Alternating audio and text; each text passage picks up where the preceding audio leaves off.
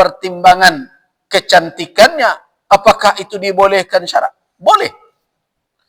Bahkan itu bahagian dari pertimbangan. Bukankah itu yang diajarkan oleh Nabi sallallahu alaihi wasallam tentang wanita yang salihah itu? Bagaimana istri yang baik? Idza nazarta ilaiha sarratka. Apabila engkau melihatnya, membahagiakan. Wa idza amartaha, apabila engkau perintah dia, ata'atka, taat dia kepadamu. Kemudian apa lagi? Wa idza ghibta anha, apabila engkau tidak berada di sampingnya, tidak ada bersamanya, hafizatka fi nafsiha wa malika.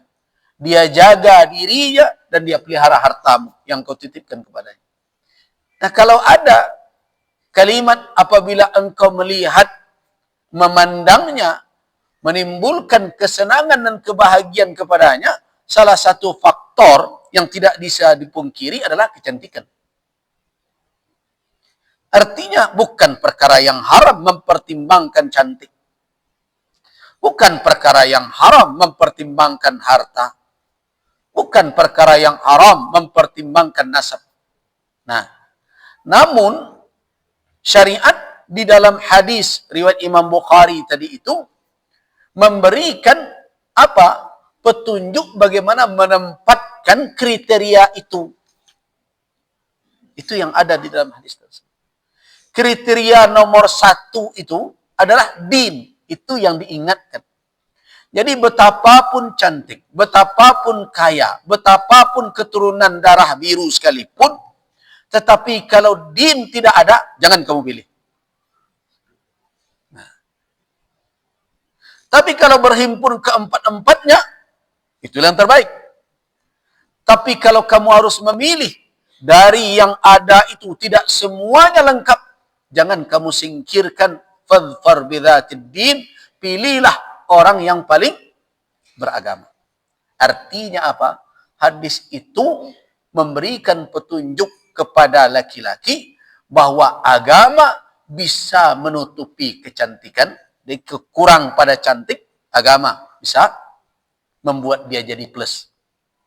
Kurang pada harta, agama juga bisa membuat dia berlebih. Kurang pada nasab, agamanya bisa membuat dia lebih mulia.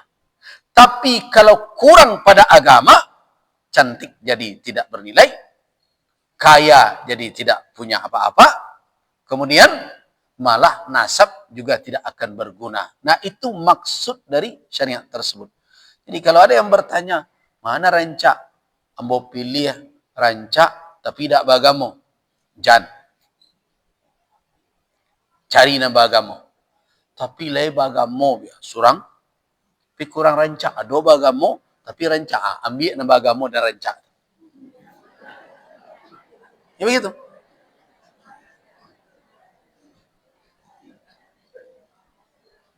So kenapa? Karena Islam bukan agama yang menolak fitratul insan. Islam tidak agama yang menolak fitrah manusia. Karakter manusia dasar itu, dia suka kepada yang indah. Karena itu, tidaklah diharamkan menjadikan kecantikan, kekayaan, kebersihan keturunan sebagai pertimbangan. Tetapi hadis itu memberi petunjuk, jangan sampai yang 3 ini mengalahkan pilihan yang keempat, itu din, agama. Nah, karena itu, beruntunglah orang yang mendapatkan wanita mutadayyinah, beragama kokoh, dan sekaligus memiliki lagi yang 3, kaya ia juga, cantik ia juga, keturunan orang terhormat ia juga. Nah, itu banyak-banyak salah syukur Pak, kalau dapat model itu. Nah, tapi kan rumit juga mencari yang berhimpun keempatnya itu. Nah, jadi dengan demikian, setidaknya ada 4 pertimbangan di dalam memilih pasangan bagi laki-laki. Yang pertama, antakuna zaujatu sahibata dinin wa khuluqin. Hendaklah wanita itu adalah seorang wanita yang punya akhlak yang baik, agama yang kuat. Kenapa? Karena hanya wanita yang memiliki agama yang baik, mutadayyinah, yang berakhlak yang baik, beragama kokoh, maka dialah yang paling kita harapkan bisa menjalankan hak-hak suaminya. Dan dia akan bertindak sebagai istri, tidak sebatas hanya menyenangkan suaminya, tetapi akan mengisi rumah tangganya dengan keimanan. Dan akan terlahir darinya anak-anak yang saleh. Kenapa? Karena dialah yang akan menjadi guru pertama dari keturunan. Nah, karena itulah makanya Nabi SAW menempatkan Dhatud Din, orang yang punya agama itu, pada skala prioritas pertama. Yang kedua adalah antakuna, yang kedua pertimbangannya, hendaklah tayyibatul mambat, yaitu tumbuh di dalam lingkungan dan keluarga yang baik. Artinya, dia itu tumbuh dari keluarga yang baik-baik. Ada suatu riwayat. Riwayat ini oleh sebagian ulama dikatakan tidak sahih. Tetapi secara fakta dan kajian ilmu sosial, ini benar isi kandungannya. Apa kata Nabi? Iyakum wa khadra'ad diman. Aku peringatkan kamu sekalian khadra'ad diman. Khadra adalah sayur mayur. Ad-diman, yaitu yang tumbuh di pelimbahan. Jadi aku peringatkan, kata Nabi, kepada kamu sekalian para laki-laki, hati-hati dengan sayur mayur segar, hijau, subur, tapi tumbuh di pelimbahan. Nah, ketika ditanya, wa ma khadra'ud diman ya Rasulullah? Apa itu sayur mayur yang tumbuh di pelimbahan itu? Saya garis bawahi ya, nanti ada yang mengatakan, itu kan riwayat itu tidak sahih. Ya, saya membaca kritik terhadap riwayat itu. Tetapi saya katakan secara ilmu sosial, nah, hadis itu tidak palsu. Tetapi dalam kajian ilmu sosial, benar adanya. Ketika ditanya kepada Rasulullah, di dalam riwayat itu, wa ma khadra'ud diman? Apa itu sayur mayur yang tumbuh di pelimbahan itu? Kata Nabi, al-mar'atul hasna, wanita yang cantik, menarik, fil mambatis su, tumbuh di tempat tumbuh yang buruk. Kenapa? Fa innal irqa dassas. Uruk, irik itu darah, atau orang menyebutnya DNA. Garis keturunan itu kadang membawa nilai-nilai. Jadi kalau dia terdidik di tempat yang tidak baik, semenjak tumbuhnya dia diasupi dengan berbagai macam pemikiran, perilaku yang tidak benar, hati-hati kamu sekalian. Nah, makanya diingatkan. Di dalam hadis lain, di dalam riwayat yang kita lihat di dalam kitab Al-Ilal, karya dari Ibnu Abi Hatim, Rasulullah sallallahu alaihi wasallam memperingatkan laki-laki yang menguatkan makna dari hadis yang tadi. Kata Rasul, takhayyaru linutafikum fankihul akiffa wa ankihu ilaihim. Kata Nabi, pilih-pilihlah tempat menyemai bibitmu. Artinya, pilihlah pasangan. Jangan asal bertemu saja. Takhayyaru, pilih-pilihlah. Menikahlah dengan orang yang sekufu. Akifah, yang sebanding.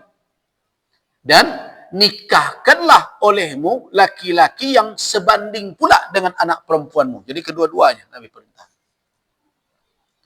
Nah, dengan alasan itu, maka pertimbangan yang kedua sebagai pengantar pernikahan di saat memilih pasangan, hendaklah pasangan itu tumbuh dalam lingkungan dan keluarga yang thayyib, yang baik.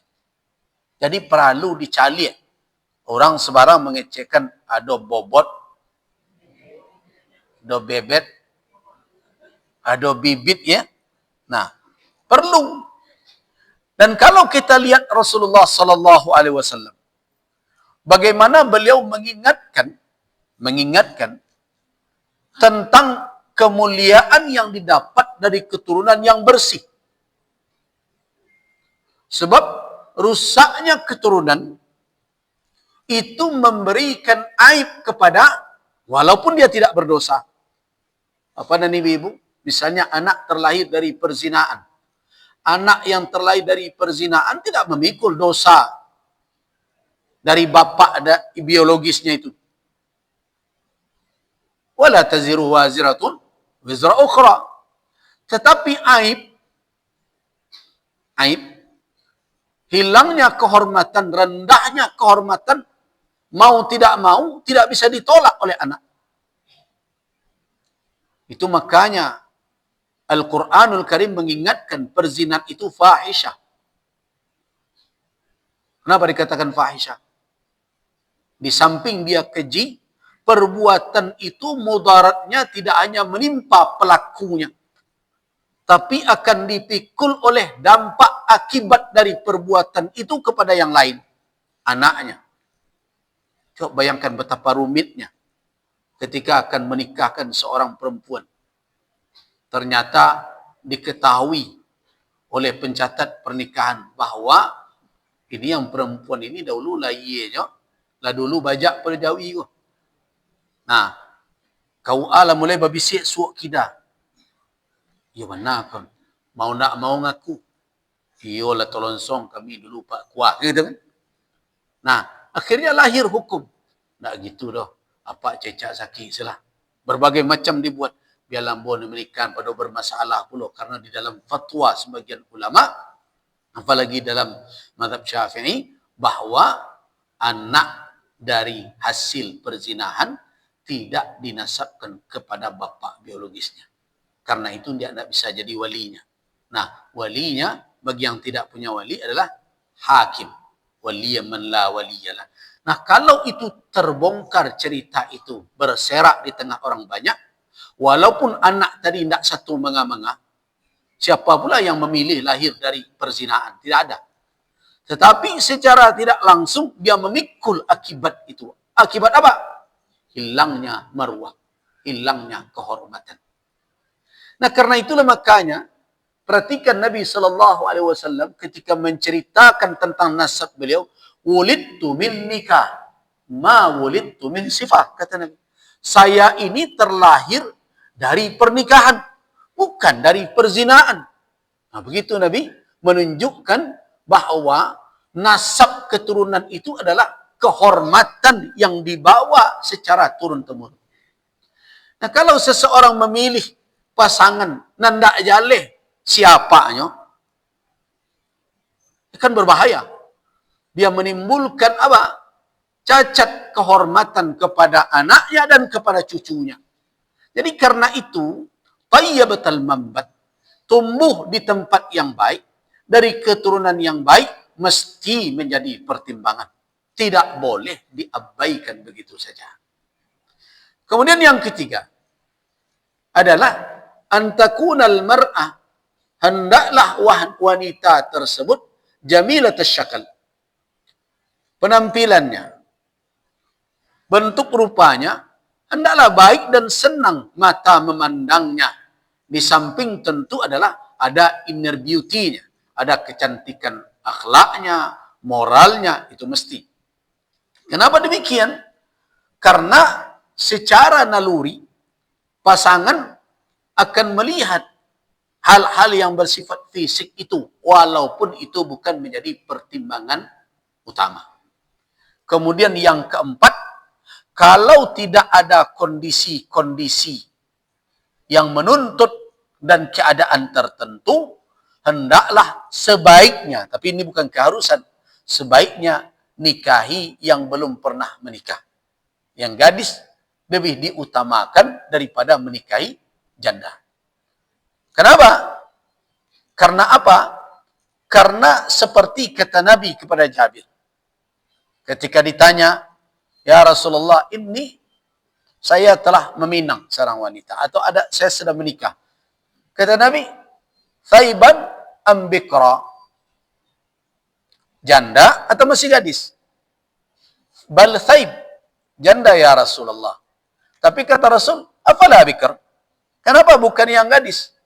Tula'ibuka wa tula'ibuha. Kalau gadis, tentu dia belum lagi berpengalaman berumah tangga, setidaknya kemesraan kalian akan lebih. Nah, kalau yang sudah, kadang dibanding-bandingnya, bahasa jodanya na lalu. Nah. Tetapi bukan berarti janda tidak. Ada kalanya janda lebih baik. Kenapa demikian? Lihat alasannya. Ya Rasulullah, engkau kan tahu bahwa saya banyak punya adik-adik. Ketika bapaknya syahid, meninggalkan banyak adik-adik. Dan dia khawatir yang gadis tidak sabar. Nah, biasanya yang janda lebih sabar karena berpengalaman mendidik anak dan sebagainya. Jadi intinya, walaupun bikir adalah yang gadis diutamakan, bukan berarti itu adalah syarat, tetapi itu anjuran kecuali kalau ada kondisi tertentu. Dan tentu yang disuruh adalah al-walud al-wadud. Walud maknanya yang subur. Karena tujuan pernikahan itu adalah adanya keturunan. Bagaimana kalau seandainya wanita itu bukan wanita yang subur, yang tidak bisa melahirkan dan berbagai macam? Yang dianjurkan adalah walud, yang bisa melahirkan, yang subur, wadud, dan penyayang kepada keluarga dan rumah tangga. Nah, ini adalah pertimbangan yang diberikan kepada, petunjuk ini diberikan kepada calon suami untuk menimbang-nimbang apa kriteria yang perlu. Nah, tetapi bagaimana dengan yang perempuan? Apakah yang perempuan juga disuruh untuk memilih? Iya. Syariat itu datang dengan keadilan. Sebagaimana Islam memberikan petunjuk dan nasihat untuk memilih calon pasangan perempuan bagi laki-laki, begitu juga syariat memberikan pula petunjuk dan nasihat kepada wanita untuk memilih calon suaminya. Nah, tetapi apa bedanya antara laki-laki dengan perempuan? Untuk perempuan, karena mereka itu lebih banyak mempertimbangkan sesuatu bukan dengan analisa, tetapi lebih banyak mempergunakan rasa. Karena itu perempuan dilibatkan untuk memberikan pertimbangan itu adalah walinya. Jadi berdua. Wanita dan wali si wanita, ayah dan keluarga. Nah, karena itulah makanya diwajibkan bagi wali, bagi seorang ayah, atau siapa yang bertanggung jawab terhadap wanita, mematuhi petunjuk syariat. Jangan sampai menikahkan wanita yang dalam tanggung jawab dia tanpa persetujuannya. Jadi di dalam Islam tidak ada cerita kawin paksa. Apalagi tapaso kawin. Nah, kawin paksa tidak ada dalam Islam. Makanya Nabi SAW mengingatkan kepada para bapak, begitu juga wali yang lain seperti kakak, siapa saja laki-laki yang bertanggung jawab, agar jangan sampai menikahkan wanita. Kalau as-saib, kalau dia seorang janda yang pernah menikah, harus di tangannya keputusan. Sedangkan bagi yang bikir, hatta tusta'zana, harus diminta izinnya. Jadi tidak dibolehkan. Jadi tidak ada cerita Siti Nurbaya itu, walaupun dekat Gunung Padang di sini, gitu ya. Tidak ada hal yang seperti itu mesti terjadi kalau merujuk kepada syariat. Kalau iyalah cerita Marah Rusli itu faktanya. Walaupun bagi orang kita kadang novel fiktif kadang-kadang bisa menjadi cerita sebenarnya karena dari generasi ke generasi. Tapi yang jelas bahwa wanita tidak dinikahkan melainkan dengan bermusyawarah dengannya. Kalau dia statusnya sudah pernah menikah, malah dia yang berhak atas dirinya. Tidak, kata dia, tidak ada hak wali untuk menikahkan. Setuju dia, baru dinikahkan. Tapi kalau untuk yang gadis, apa? Izinnya. Nah, tentu izin di sini masyurah. Tapi yang kita sedihkan hari ini, banyak anak-anak merasa bahwa dia punya hak mutlak. Anak-anak gadis sering begitu. Kalau lak gadang seketik, mulai mengecek, ma, biarkanlah saya memilih. Ini kan keputusan hidup saya. Nah, aku nak cok terdanga kini. Biarkan saya memilih. Saya kan sudah dewasa ini. Tak terfikir dia nyo bawa nombor suo je nyo tu sayang baru 3 bulan. Kau nak menggadangkan nyo sayang 80 tahun kau. Adik sayang 3 bulan kau luntur sayang dan 20 tahun. Itu anak-anak gadis sering tu begitu. Mulai saja merasa dewasa, merasa sudah tamat sekolah menengah dan dia merasa selama ini saya diatur-atur. Sekarang saya sudah dewasa. Saya pengen menentukan bagaimana hidup saya sendiri. Kan begitu acok terdengar. Ketika dulu belum pandai mengapa, ada ngecek model itu. Di pedian orang saya tak hidup itu. Lupanya jasa orang tua kasih sayang dan lah 20 tahun lebih. Hanya dek karena bersuah anak bujang 3 bulan. Nah, karena itulah makanya syariat tidak melepas wanita yang belum punya pengalaman kehidupan berumah tangga sendiri di dalam mengambil keputusan. Tetapi syariat juga tidak membiarkan orang tua bersikap diktator terhadap pilihannya yang harus diterima oleh anaknya. Nah begitu Islam. Mengapa? Nah kalau kita mau melihat tabiat atau realita pernikahan. Kalau pernikahan itu gagal apapun sebabnya, siapa yang lebih berat memikul konsekuensi kegagalan, laki-laki atau perempuan? Nah, disitulah makanya perhatian syariat kepada perempuan lebih besar dalam hal ini. Karena itu ketika dia memilih pasangan, diikutkan oleh syariat, orang tuanya dan walinya yang memiliki rasa malu bersama kalau terjadi apa-apa padanya. Jadi jangan dianggap bahwa keterlibatan orang tua itu tanda diskriminasi terhadap wanita. Nah, ini cara berpikir yang sudah terkontaminasi dengan pemikiran dari luar Islam. Oh, Islam diskriminatif. Kenapa? Tiba laki-laki di palapis, tiba dua pedusi, satu lopak bagi. Nah, orang-orang yang hari ini berbicara atas nama feminisme, berbicara tentang atas nama kebebasan perempuan, hak asasi wanita, ikut-ikutan menyerang agamanya sendiri. Dia muslimah, pakai jilbab pula, tapi menyerang sendiri. Ini tidak adil ini. Ini sikap diskriminatif. Ini adalah fikih yang kecenderungannya maskulin, laki-laki. Karena banyak ahli fikih itu laki-laki. Mempedusi merasa dari mereka. Tidak. Coba renungkan dengan tenang. Kenapa syariat bukan perkara fikih saja, tapi dalil-dalil syarak. Kenapa wanita tidak dibolehkan untuk mengakad nikahkan diri mereka sendiri? Di dalam hadis dikatakan, ayyumam ra'atin nakahat bighairi idzni waliyiha fa nikahuha batilun, batil. Wanita manapun yang menikah tanpa izin walinya, maka nikahnya adalah batil. 3 kali. Ini hadis dari Ummul Mukminin Aisyah radhiyallahu anha. Batil. Innamal akhir, hanya wanita penzina, wanita jalanglah yang menikah tanpa izin walinya. Nah, apakah itu diskriminatif? Tidak. Disebabkan apa? Karena apabila dibiarkan, maka kecenderungan wanita bisa terperosok ke dalam berbagai godaan sesuai dengan karakter mereka, itu sangat berpeluang. Tetapi Islam tidak memberi ruang kepada wali untuk bertindak istibdad. Istibdad itu maknanya apa? Diktator.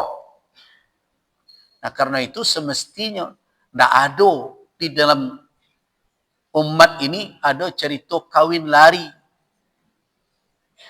Kawin lari itu kenapa? Disebabkan di antara kedua pihak tidak mengerti petunjuk syariat.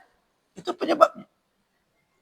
Kan banyak yang datang bertanya tu, Buya, hukumnya kawin lari? Kadang-kadang lah berulang kali dijawab. Akhirnya mau pagaran. Elok selama mengalu ke berlari-lari ini. Karena duduk saya tidak selesai dia cuma. Oh, tidak hitung kasih Buya. Apa kasihnya? Yo kami lari berdua dek karena cinta kan. Cinta berapa bulan? Ya. Lama kami beralamnya. Setahun kami kenal. Tu japa awak lah berapa tahun kenal. Nah, japa awak lah berapa tahun kenal. Lah 23 tahun. Kau setahun baru kenal. Nah. Jadi karena itu perlu kita fahami kenapa syariat di saat wanita memilih pasangan dilibatkan dua bagian ini. Dia yang akan memiliki pasangan dan orang tuanya. Penyebabnya yang pertama adalah karena kecenderungan wanita yang terbawa oleh emosionalnya, apabila karena rayuan maut, lupa dia dengan apa yang akan terjadi. Yang kedua, penyebabnya adalah karena apabila wanita menemui kegagalan di dalam pernikahan, maka konsekuensi yang akan dia pikulnya tidak berhenti pada dia saja, tetapi akan juga menimpa keluarganya dan orang tuanya. Bahkan dia akan balik nanti menjadi bahagian dari keluarga besarnya. Nah, karena itulah wajar kalau orang tua dilibatkan. Tetapi orang tua tidak boleh membuat pertimbangan tanpa petunjuk syariat.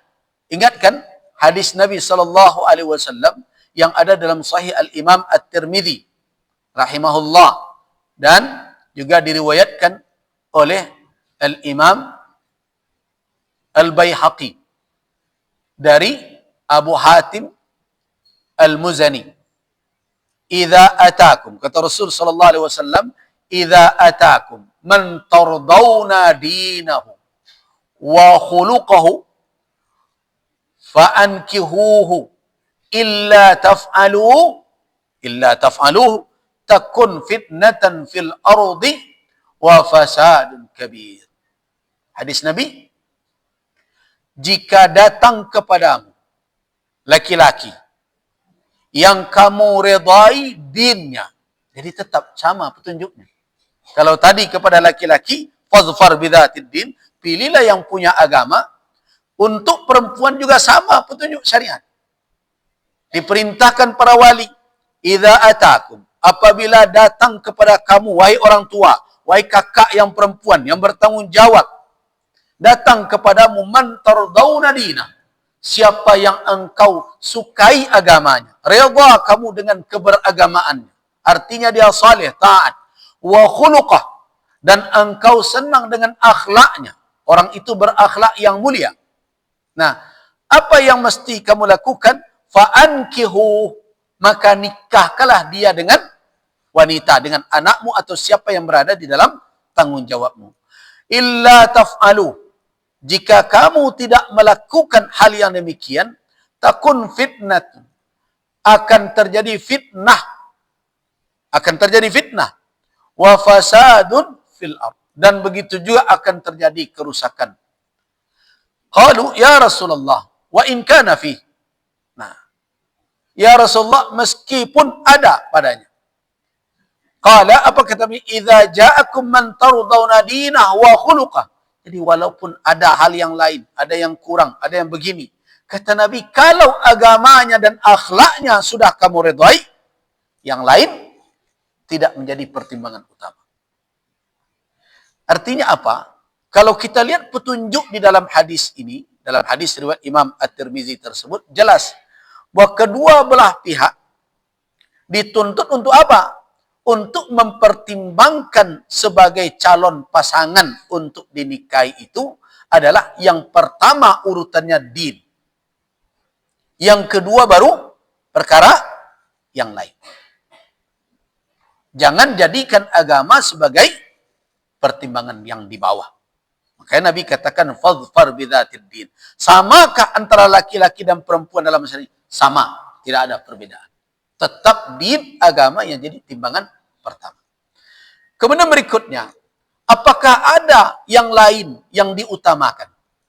Kalau kita lihat hadis-hadis yang mengatakan, nikahkanlah anak gadismu dengan yang sekufu. Jadi di dalam pernikahan itu, untuk wanita ada petunjuk selain memilih tadi. Apa itu? Kafa'ah. Tahu kata kafa'ah? Bahasa kita sekufu, sebanding. Nah, siapa yang punya hak sekufu ini? Yang punya hak sekufu ini adalah pihak wanita.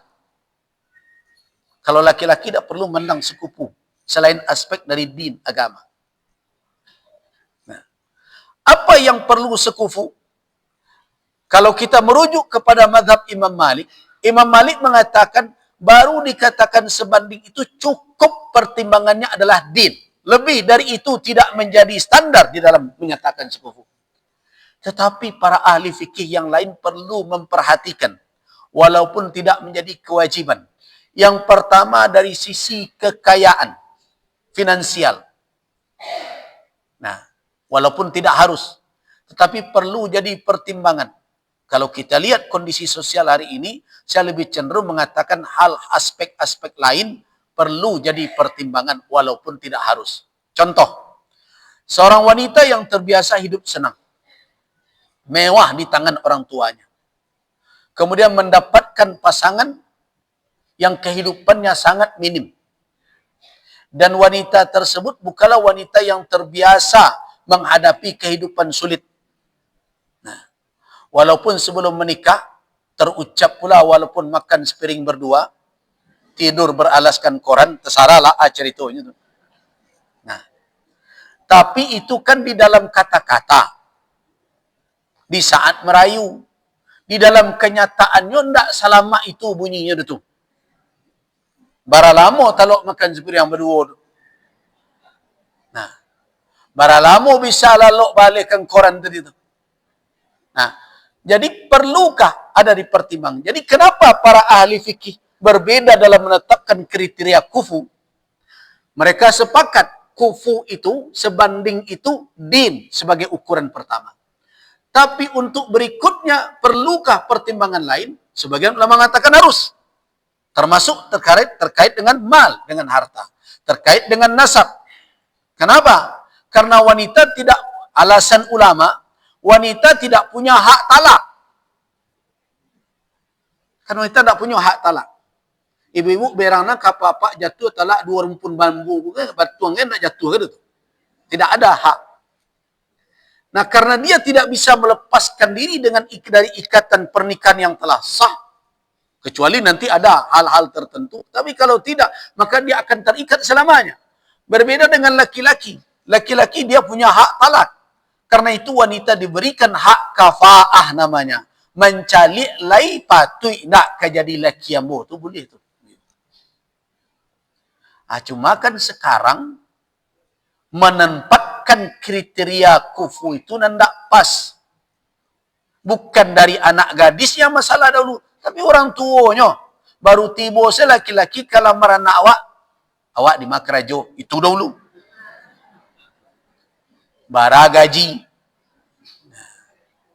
Tamek sekolah di mana? Ijazah le asli tu ndak.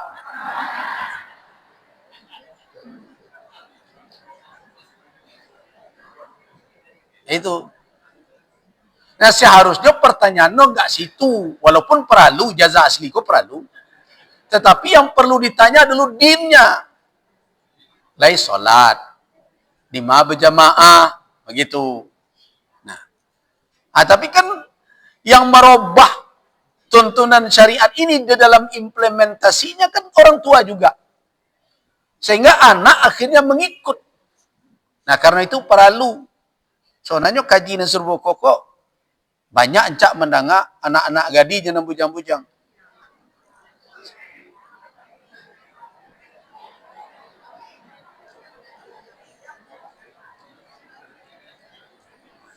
Wirid remaja encak aku sebenarnya.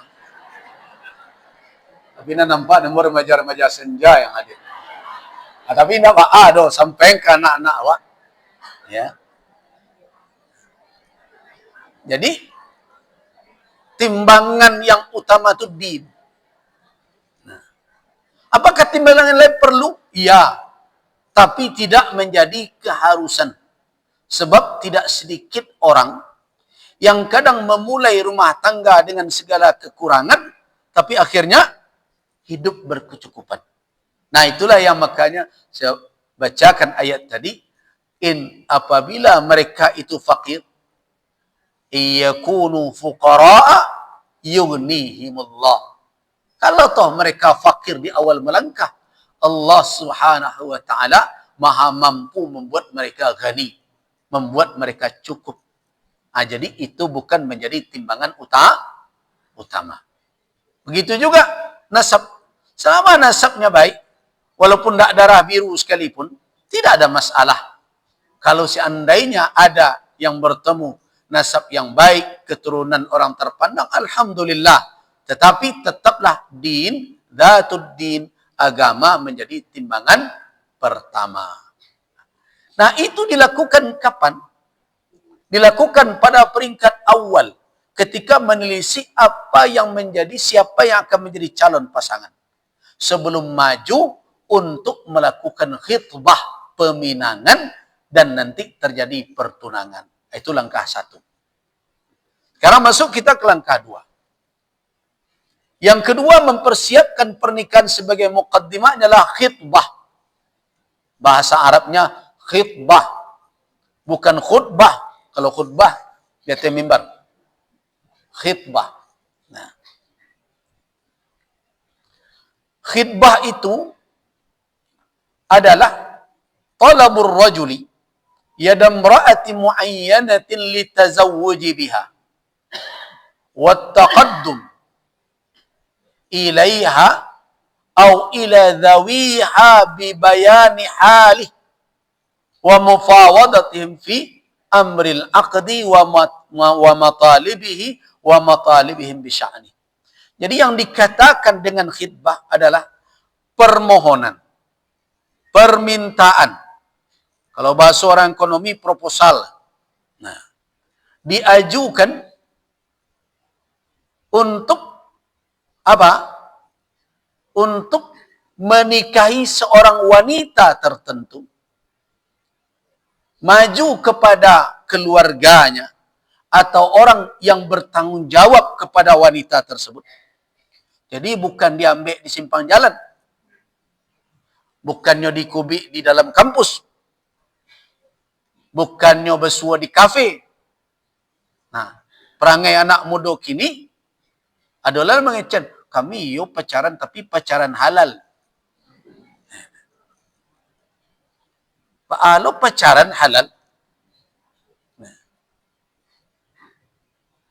yang halal itu khitbah. Apa makna khitbah? Tarabul rajul, seorang laki-laki meminta kepada zawiha, kepada orang yang bertanggung jawab untuk menikahinya. Kenapa? Karena akad nikah nanti tidak dengan wanita itu, tapi dengan siapa? Dengan walinya. Nah, karena itu yang dituntut adalah seseorang menuntut untuk meminta kepada zawiha, kepada keluarga wanita tersebut, wanita tertentu, dan maju untuk meminta itu dengan cara bagaimana? Bibayani halih, dengan menjelaskan kondisinya. Jadi tidak boleh disuruhkan kondisinya, dan begitu juga bermusyawarah dengan keluarganya itu dalam perkara kapan akad akan dilangsungkan. Jadi kalau ada orang datang ke awak meminang anak awak, bilo ke nikah, yo bilo lah tamik ambo, tunda nih, tunda pinangan namanya itu. Tapi tentang akad benar-benar berapa lama? Karena itu khitbah tunangan itu sebaiknya adalah waktunya lebih pendek. Kenapa lebih pendek? Karena untuk menjaga jangan sampai terseret kepada perbuatan zina. Jadi lebih pendek waktu pinang meminang, pertunangan lebih baik. Tapi kalau janji seperti anak muda kini, Yang pertama, mereka berdua nak berjanji. Nah, janjinya ndak lo jaleh dah. Memang kau ndak jaleh, mereka akan sehidup semati. Hidup itu belum tentu. Talok dia tu. Kalau sehidup semati pun, inyo sendiri pada ada orang tuanya entahlah hidup atau tidak. Nah, dengan demikian, berarti janji-janji gombal-gombal seperti itu tidak bisa diseret kerana khidbah. Itu adalah perbuatan haram yang dilakukan oleh anak-anak kita sekarang. Walaupun orang tua sekarang ini menjadi permisif melihat itu. Salahnya di awak juga orang tua. Kalau dulu, orang lain juga, kalau dulu kan namanya bukan pacaran. Baintayan namanya. Sudah baintayan bapole. Itu namanya dulu. Nah, anak-anehnya orang dulu nak serupa anak bujang kini. No. Pai mencalik calon itu. Kau dari rumah nak tangguang tu kau. Sikit rambut berbagai macam. Nah, lah pakai minyak harum. Bakayu sepeda untuk. Nah, kau tak tangguang tu. Raso-raso apa sen kemerintang. Ndak kata halang. Tapi lah dakik ke rumah lah menggigil selutut tadi. Akhirnya puas selalu mencalik pucuk rumah gadangnya. Itu balik sebalik. Modal itu orang dulu. Kini ndak. Kenapa sampai seperti sekarang pergaulan anak muda? Bapak-bapak dan ibu-ibu nak memberi peluang. Nyejapui anak sanjo hari. Apa sana pak tadi? Jangan malam-malam pulang tak. Tu ndak malam lain. Nah sanjo japui ndak malam. Tu pukul barandaknya nan malam dia bapak dan ibu-ibu. Nah, awak yang memberi ruang itu, akhirnya painya ke bioskop, painya ke siko, tibonya di pantai Padang, entah anan terjadi. Siapa yang memberi ruang perbuatan-perbuatan maksiat seperti itu? Orang tua. Jadi jangan orang tua cuci tangan kini. Oh, kami dah satu ya awak lagi. Kita yang memberi peluang, tanggung dosa lalai dari tanggung jawab terhadap anak. Tak bisa lapis dengan jawaban, nyolah dewasa. Tak bisa jawab itu tu. Jadi bedakan pergaulan-pergaulan yang terjadi sekarang antara pemuda dan pemudi sudah jatuh. Mayoritasnya jatuh ke dalam ketentuan hukum haram di dalam syariat. Nah, apalagi mereka berkhalwat, berdua-duaan dengan alasan ini dan itu. Dan orang tua tutup mata. Merasa kalah dengan kondisi dan keadaan. Itu kabalai labaitulo zamannya kini. Bapak dan ibu-ibu pernah membaca berbagai penelitian pergaulan anak muda. Berapa banyak sudah anak-anak kita yang tingkat SLTA yang telah melakukan hubungan di luar nikah. Ngeri. Bapak dan ibu-ibu pai tanya, kapak kau awak yang mencatat resmi pernikahan, menurun atau meningkatkah pasangan yang menikah setelah hamil? Nah, apakah kondisi sosial seperti itu bisa menjadi harapan untuk lahirnya generasi yang kuat, yang akan memiliki kekuatan untuk menjaga amanah baik negeri ini? Jauh dari harapan kalau nilai-nilai seperti itu telah dilanggar. Nah, karena itu perlu diberikan pemahaman bahwa yang dikatakan halal sebagai muqaddimah dari nikah adalah khitbah, yaitu pertunangan. Bagaimana dikatakan bertunang itu? Talabur rajuli yadam ra'atin muayyanah, yaitu seorang laki-laki meminta seorang perempuan untuk dinikahinya litazawwuji biha wa taqaddum ilaiha, dan maju kepadanya au ila zawiha, atau kepada orang tuanya atau yang bertanggung jawab dengan menjelaskan keadaannya. Saya sedang ini, saya pengen untuk menikahi anak bapak. InsyaAllah dalam waktu sekian tahun atau sekian bulan saya akan menikahinya. Kemudian mulailah dia bernegosiasi. Kalau iya nanti apa yang harus saya siapkan, bagaimana nanti. Nah, apabila diterima oleh pihak yang perempuan dengan walinya, tammatil khitbah, baru disebut pertunangan. Apakah pertunangan itu bersyarat bertukar cincin? Tidak ada di dalam Islam, dipertukar-tukar. Jadi Islam tidak mensyaratkan pertunangan itu tukar cincin, tukar jilbab, dado. Tidak ada. Nah, terus yang tukar-tukar cincin itu tradisi yang tidak ada di dalam syariat.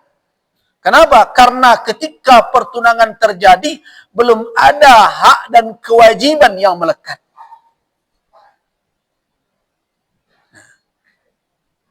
Tidak ada. Nah, karena itu tidak ada disyaratkan harus bertukar cincin. Dan tidak disyaratkan pula untuk diumumkan walimah. Ada pula walimah khitbah, tidak ada. Tradisi di seberang sana, di berbagai macam, orang bertunangan diparalekkan pula.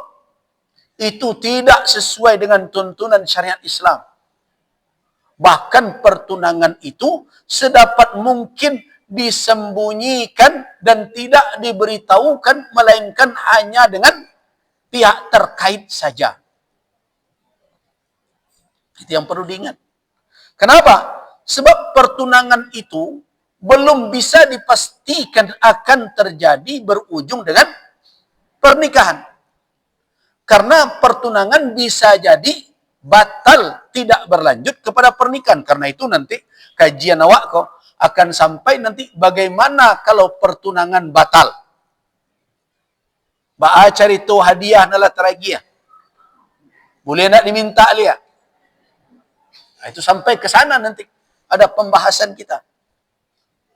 Nah, karena dia baru sebatas menimbang, melihat, kemudian memilih dan memperhatikan untuk melihat apakah ada keserasian antara sepasang anak manusia ini, karena itu bisa jadi dua kemungkinan, berlanjut kepada pernikahan atau dibatalkan. Nah, karena itu tidak disuruh untuk diumumkan dan tidak perlu diperlihatkan kepada orang. Karena kalau itu diperlihatkan sempat terjadi kegagalan dalam pernikahan, siapa yang lebih berat memikul konsekuensinya? Yang wanita. Itu makanya tidak diumumkan. Yang padusi yang akan menanggung beban. Kenapa? Itu petang lampi kebayadi je nak sianu. Aku lah mengkoindak. Orang lah bergunjang sekeliling. Kalau laki-laki di pengunjang muda itu senyum-senyum saja. Tapi yang wanita menjadi beban kehormatan bagi dia. Bisa jadi fitnah datang kepadanya. Nah, demi untuk menyelamatkan menyelamatkan kehormatan tadi, maka tidak ada di dalam syariat perintah untuk mengumumkan pertunangan. Berbeda dengan nikah. Nikah malah ulama ada mengatakan wajib diumumkan. Karena itulah makanya nikah pakai saksi. Pertunangan haruskah pakai saksi? Tidak. Jadi pertunangan tidak bersyarat ada saksi. Ketika yang laki-laki datang ke pihak yang perempuan, ayahnya, menyatakan bahwa saya suka dengan anak bapak, saya ingin menikahinya, mungkin dalam waktu segini, setelah saya selesai nanti, misalnya dalam waktu sekian tahun, saya akan menikahinya. Nah, kemudian mungkin si bapak nanti bermusyawarah dengan anaknya, bah, setuju enggak? Lai. Nah, kalau begitu ambo terima. Janji itu ambo paci yo. Nah, semenjak itu sah terjadi pertunangan. Walaupun enggak dibawa orang pek jini naik ke rumah. Karena tidak bersyarat harus ada mama. Tidak pula bersyarat harus dimusyawarahkan keluarga besar. Karena itu pertunangan baru. Nah, ketika pertunangan terjadi, maka ada konsekuensinya ada. Jadi bagi siapa yang mengumumkan pertunangan, itu konsekuensinya berbahaya. Sempat gagal, maka yang wanita akan memikul akibat lebih berat. Nah, apabila pertunangan telah selesai, artinya diterima, maka baru lahir yang ketiga. Apa itu? Boleh melihat makhtubah, wanita yang dipinang, dan yang perempuan boleh melihat siapa yang meminangnya. Nah, melihat maksudnya bagaimana? Yang perlu diingat, kalau sudah terpenuhi syarat-syarat pertunangan tadi, baru nanti efeknya adalah boleh saling memandang. Tapi apa yang dipandang? Apa yang boleh dilihat untuk mencari tahu keserasian sebelum terjadi ijab kabul pernikahan? Nah, tentu ada batas-batasnya di dalam syariat. Nah, sekarang sebelum kita sampai kepada an-nazar, melihat itu, mari kita lihat dulu apa syarat-syarat wanita boleh dipinang. Yang pertama adalah jangan sampai wanita yang dipinang itu adalah mahram atas laki-laki. Itu tidak boleh. Meminang yang ada ikatan mahram. Kenapa? Karena meminang itu tujuannya untuk menikah. Wanita yang ada ikatan mahram dengan laki-laki tidak boleh dinikahi. Jelas. Siapa yang ada ikatan mahram dengan seorang laki-laki? Yang pertama, usul. Asal dia, ibunya, neneknya ke atas. Tidak bisa dia nikahi, karena itu tidak boleh dia pinang. Begitu juga siapa? Saudara dari orang tuanya. Bibinya atau eteknya. Tapi anak eteknya boleh tak? Boleh. Anak pamannya boleh kah? Boleh. Jadi tidak haram menikahi anak paman. Anak pak tuo, anak pak etek. Tidak haram. Ikan saudara, iyo saudara. Kan nasab sama, iyo. Tetapi bolehkah menikah? Boleh. Selama halal mereka menikah, maka tentu halal dipinang. Apa contohnya di dalam syariat? Banyak. Di antaranya yang lebih dekat kepada Nabi adalah Fatimah dengan Ali bin Abi Thalib. Fatimah radhiyallahu anha, putri Rasul. Ali bin Abi Thalib adalah putra Abu Talib. Rasulullah, ayah beliau Abdullah. Abu Talib dengan Abdullah beradik kakak. Seibu sebapa. Nah, berarti kalau diurut nasab Fatimah, Fatimah binti Muhammad bin Abdullah bin Abdul Muttalib bin Hasim dan seterusnya. Ali bin Abi Thalib bin Abdul Muttalib bin Hasim dan seterusnya. Berarti bertemu pada siapa? Abdul Muttalib. Berarti nasabnya bertemu. Apakah boleh menikah? Boleh. Itu contohnya. Nabi menikahkan Fatimah dengan Ali. Nah, tetapi dengan bibi, dengan etek tidak. Begitu juga paman dengan anak saudaranya, seorang laki-laki dengan anak saudaranya, tidak boleh. Kemenakan kontan, tidak boleh. Anak saudara kita, tidak boleh. Anak saudara kandungkah? Anak saudara seibukah? Anak saudara sebapakkah? Tidak boleh kita nikahi. Kemudian berikutnya furu'. Furu' anak cucu ke bawah. Itu mahram. Kemudian berikutnya adalah saudara. Kiri dan kanan. Kandung, sebapak, seibu. Sama saja. Tidak boleh dinikahi. Kemudian berikutnya ada yang haram dinikahi karena pernikahan. Atau sebab musaharah. Disebabkan perbisan. Siapa itu? Mertua. Tidak boleh nikahi. Walaupun anaknya tidak ada lagi. Jadi makanya mantan mertua itu sebenarnya tidak ada. Mantan istri ada. Mantan mertua. Sebab kalau bercerai dengan seorang perempuan, tidak halal ibunya. Jangan ada pula yang berpikir, bukan ada anaknya lah. Kan bisa aja ibunya. Tidak bisa. Nah.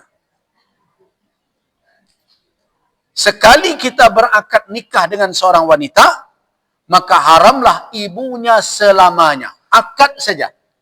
Akad saja. Tidak pun terjadi pergaulan suami istri, ibunya tetap haram. Apa contoh? Seseorang akad nikah di KUA. Pulang dari KUA, naik auto surang-surang.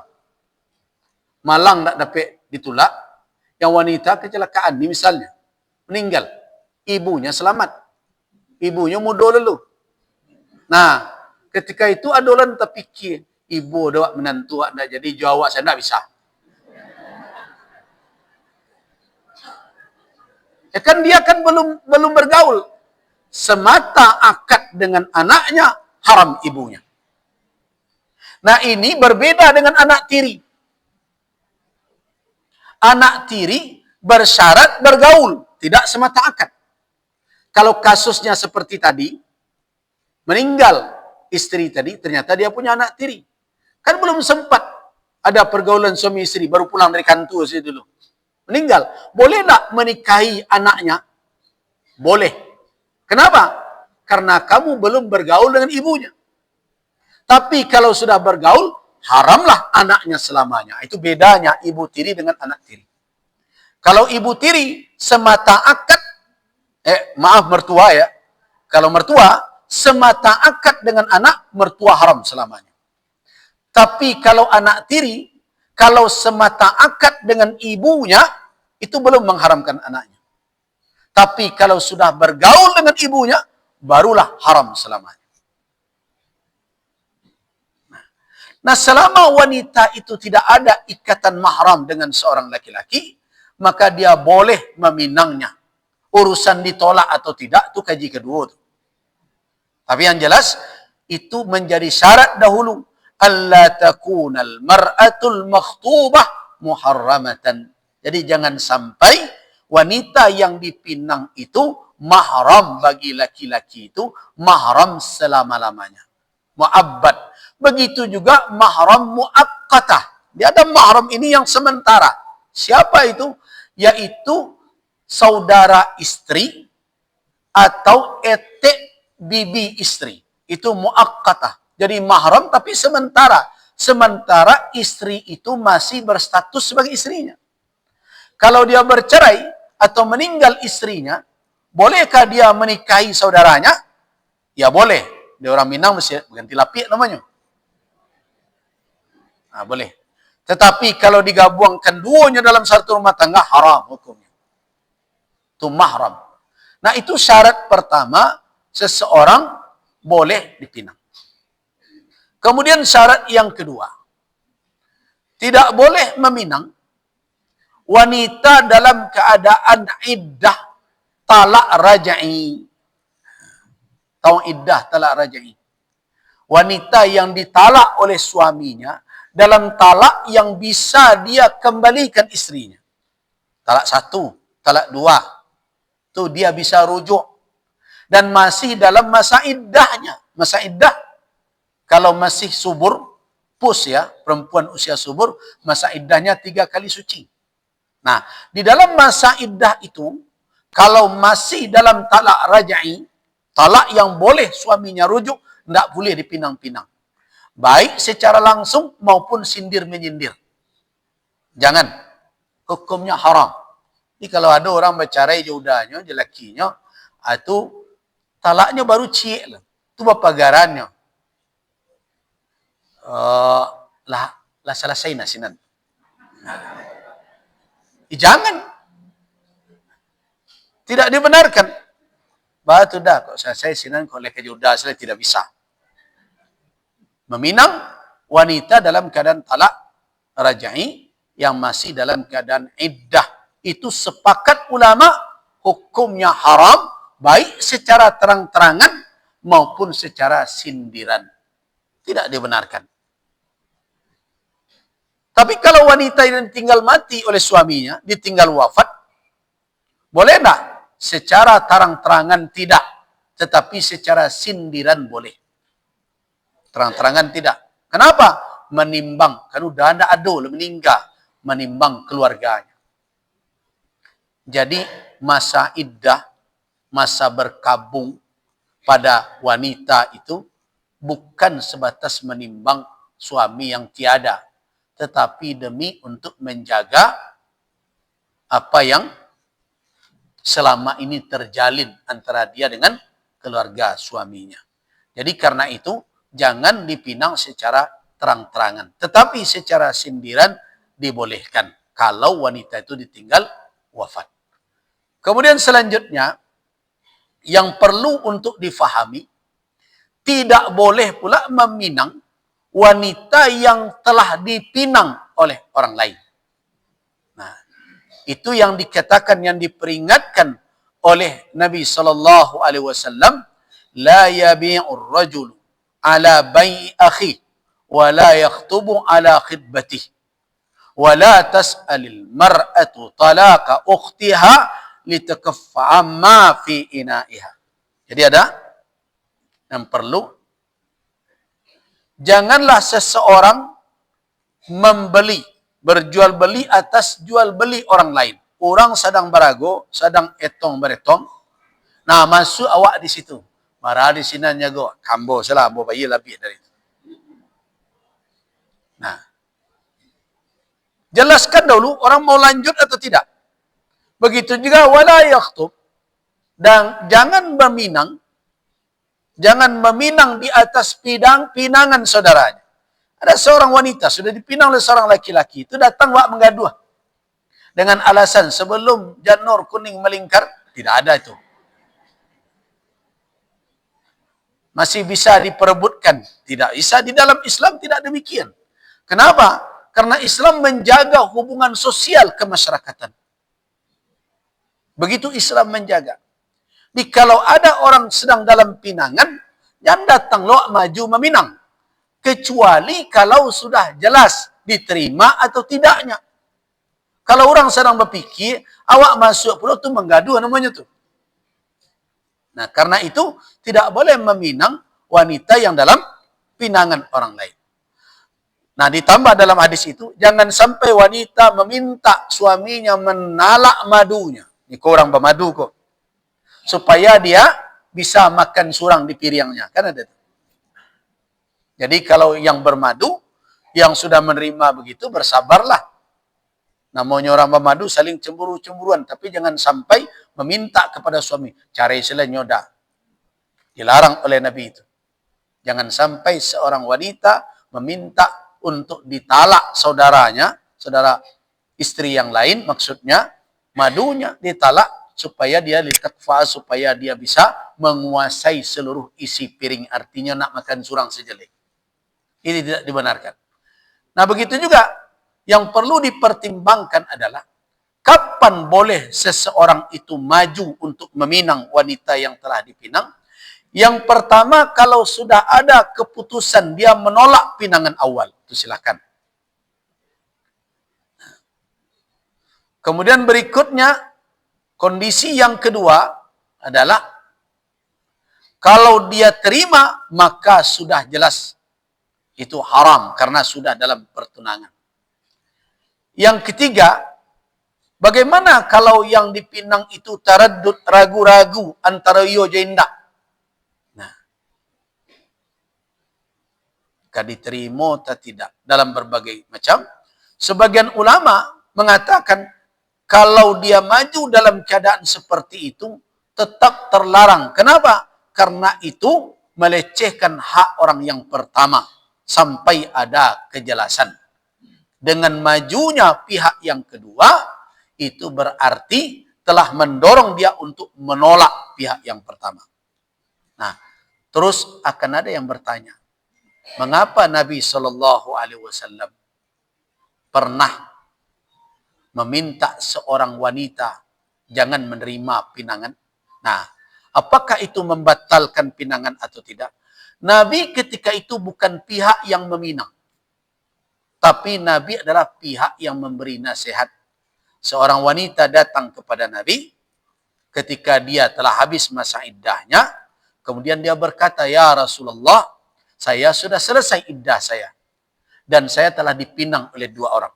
Yang pertama adalah Abu Jahmin. Yang kedua adalah Muawiyah. Nah, kenapa hadis ini tidak bertolak belakang dengan keputusan kita tadi bahwa meminang orang yang telah dipinang orang lain itu adalah hukumnya haram? Apakah hadis ini bertolak belakang? Tidak. Yang pertama, kenapa tidak? Nabi bukan pihak yang meminang. Nabi tidak meminang wanita itu.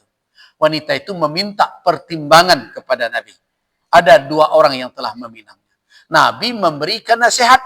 Sebagai penasihat yang amanah, beliau sampaikan apa adanya. Yang pertama, Abu Jahmin fala. Kata Nabi, Abu Jaham jangan. Kenapa jangan? Innahu la yarfa'u asah min atiqihi. Karena dia tidak pernah menurunkan tongkatnya dari pundaknya. Artinya, nyo penagani bini itu. Yang pertama. Jadi kalau ada laki-laki ke menikah, penangani bini. Kalau bertanya orang kawak kecen salah. Tanya yo bini dan dulu denyo tu. Jala jadi korban yang kedua, boleh kah? Boleh. Ketika memberi nasihat. Kemudian yang kedua, amma Muawiyah fasaluk, kata Nabi. Muawiyah jangan terlalu kere. Saluk itu miskin bana. Wanita ini tidak terbiasa miskin. Itulah yang jadi dasar oleh sebagian ulama mempertimbangkan kondisi wanita, kesiapannya menghadapi kehidupan.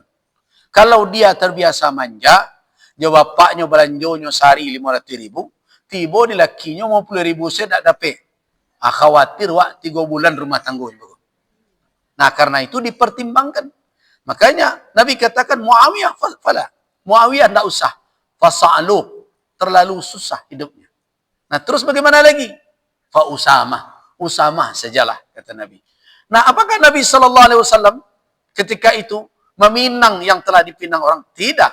Karena Nabi tidak pihak yang meminang. Nabi hanya pihak memberikan nasihat. Jadi penasihat tidak ada masalah. Tapi meminang orang yang dipinang, hukumnya adalah haram.